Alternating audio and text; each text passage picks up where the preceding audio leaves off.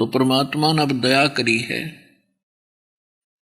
आपको ये यथार्थ ज्ञान देने की, आप तक इस ज्ञान का पहुंचाना कोई खाला जी का घर नहीं। क्योंकि काल भगवान ने इतने रास्ते ब्लॉक कर रखे हैं आपके कि आप तक ये ज्ञान पहुंचना कबीर परमेश्वर की विशेष कृपा बिना नहीं हो सकता। आप क्या कथाएं सुना करते थे, अंत में कहां जाके सेट हो गए थे। पत्थर की मूर्ति के आगे घंटी बजा बजा के, एडी पीट पीट के, नाक रगड़ रगड़ के, मत्थे रगड़ के हम बेहाल हो जाया करते थे। तो परमात्मा कहते हैं ये पत्थर के देवता, इनका कान ना आंख, भले आदमियों तुम्हारी के सुनाई करेंगे ये। और यदि ये आंख और कान वाले भी सामने आ जाए, ब्रह्मा विष्णु महेश गणेश, ये आप काल की कैद के अंदर बंद हैं। ये अपने भी संस्कारों को, अपने भी दुखों को ये टाल नहीं सकते, स्वयं भोगना ही इनको पड़ता है। तो हम उन की पूजा किया करते थे जो ना हमें हानि पहुंचा सकते हैं, ना हमें कोई लाभ दे सकते हैं। ये केवल आपका किया हुआ कर्म ही आपको प्रदान कर सकते हैं। परमात्मा ने एक विशेष रजा करी है आपको यो सच्चा ज्ञान सुनवाने की। नहीं तो काल भगवान ने जगह जगह ऐसे एजेंट छोड़ रखे हैं,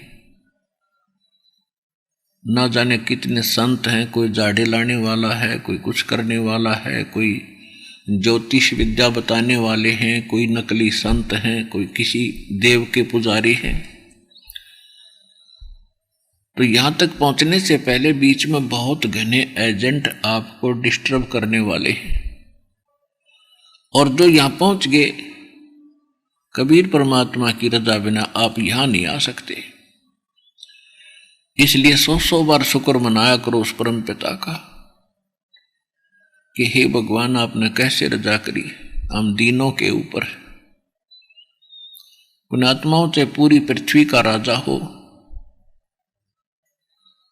और वो हमारे को कितना प्रभुता युक्त दिखाई देता हो, उस जीव का अंत अच्छा नहीं है जो भक्ति नहीं करते। और भक्ति करते हैं आन देवताओं की करते हैं, परमात्मा की भक्ति ना करके अन्य भक्ति साधना भी करते हैं, वो भी यूजलेस है। तो धीरे धीरे आपको ज्ञान होगा, परमात्मा की पहचान होगी,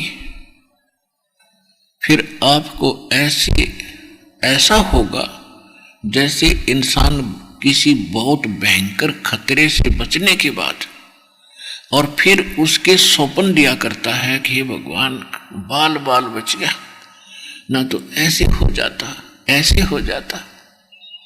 तो वो स्थिति आपकी कुछ दिनों में होगी, क्योंकि आपको तो अभी पता ही नहीं है कि हम जो कर रहे हैं और पहले जो कर रहे थे उसका फल क्या होना था। पहले सत्संगों में बहुत बार आपको बताया कि जो भक्ति नहीं करते और सतगुरु जिनको नहीं मिलते, वो 84 लाख योनियों में कभी कुत्ते बनते हैं, कभी गधे बनते हैं, कभी पशु पक्षी जलचर मछली बनते हैं, मक्खी मच्छर बनकर पता नहीं कहां भटकते रहते।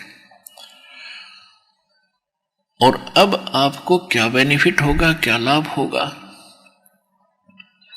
जब तक इस संसार में रहोगे आप सुखी रहोगे, आपकी संतान सुखी रहेगी यदि भक्ति पर लगे रहे तो, मर्यादा में रहे तो।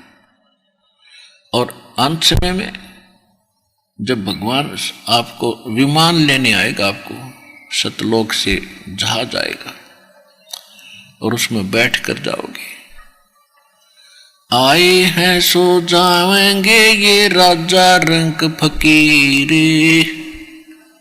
एक सिंहासन चढ़ चले एक बंदे जात जंजीर। जाना तो सभी ने है, यहां से पृथ्वी पर रहेगा कोई नहीं, लेकिन उस जाने में अंतर बहुत हो जाएगा। भक्ति नहीं करते और भक्ति नकली करते हैं, डुप्लीकेट करते हैं, शास्त्र विदिता का मनमान्य आचरण करते हैं, उनको तो यम के दूत जंजीरों से बांध कर ले जाएंगे, घसीट कर।